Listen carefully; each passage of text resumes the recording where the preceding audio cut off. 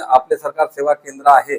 अशा केंद्रातच आपण संपर्क करावा। काही ठिकाणी असे इलिगल सुद्धा आपले सरकार सेवा केंद्र स्थापन असल्याच्या तक्रारी आम्हाला प्राप्त झाल्या आणि त्याच्यावर कारवाई सुद्धा केलेली आहे। त्यामुळे तुम्ही ऑथराइज आपले सरकार सेवा केंद्रात संपर्क करावा आणि आपले सरकार सेवा केंद्रांना आपण रेड बोर्ड किंवा ज्याला आपण शुल्क म्हणतो, जे शुल्क त्यांनी कुठल्या प्रमाणपत्रासाठी कुठलं शुल्क घ्यायला पाहिजे ते याचं दरपत्रक त्यांनी रेड बोर्ड दरपत्रक त्यांनी आपल्या दर्शनी भागात, आपल्या सरकार सेवा केंद्राच्या दर्शनी भागात लावणे त्यांना अपेक्षित आहे, म्हणजे त्यांना ते बंधनकारक आहे। त्यामुळे सर्वप्रथम आपण आपले सरकार सेवा केंद्रामध्ये प्रवेश केल्यानंतर त्यांनी अशा प्रकारचं दरपत्रक त्यांनी लावलं आहे किंवा नाही याची खात्री करावी आणि अशा दरपत्रकानुसारच आपण त्यांना ते शुल्क द्यायला पाहिजे। याच्या व्यतिरिक्त समजा तो काही पण बहाणा करून किंवा एनकेन प्रकारे काही सांगत असल्यास तर तशा बाबतची लेखी तक्रार जास्त आकारणी तुमच्याकडून करून घेत असल्यास आपल्याला संशय येत असल्यास की हा जास्त आपल्याकडून मागणी करताय तर असं काही आपल्याला आढळल्यास आपण त्याची लेखी तक्रार किंवा मौखिक तक्रार आम्ही व्हॉट्सअप नंबर आमचे दिलेला त्याच्यावर तुम्ही करू शकता, जेणेकरून आम्ही प्रत्यक्ष मोक्यावर जाऊन सत्य परिस्थिती जाणून घेऊ आणि त्याच्यावर उचित कारवाई करू। परंतु कुठल्याही परिस्थितीत तो समजा कुठल्या कर्मचाऱ्यांचं नाव, कुठल्या अधिकाऱ्याचं नाव सांगून समजा तुमच्याकडून जास्तीचे पैसे आकारणी करत असेल तर याबाबत आपण तात्काळ आमच्या कार्यालयात संपर्क करून त्याची तक्रार द्यावी आणि प्रत्येक व्हीएलई केंद्राला शासनाने दर ठरवून दिलेले आहे की उत्पन्नासाठी किती घ्यायचे, त्यानंतर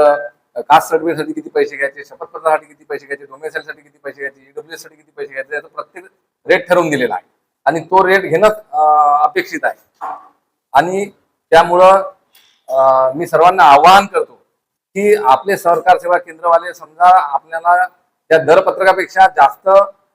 पैसे मागत असाल तर आपण त्यांना त्याचा विचारणा करावी आणि तो समजा एखाद्या कर्मचारी अधिकाऱ्याचं नाव सांगत असला तर तुम्ही तात्काळ त्याची तक्रार तुम्ही आमच्याकडे सादर करा, आम्ही त्याच्यावर तात्काळ कारवाई करू आणि त्याचं आपले सरकार सेवा केंद्र रद्द करू। माझी सर्वांना विनंती आहे। तसं तहसील ऑफिस जवळ काही अटर्नी, काही ब्रोकर हे उभे असतात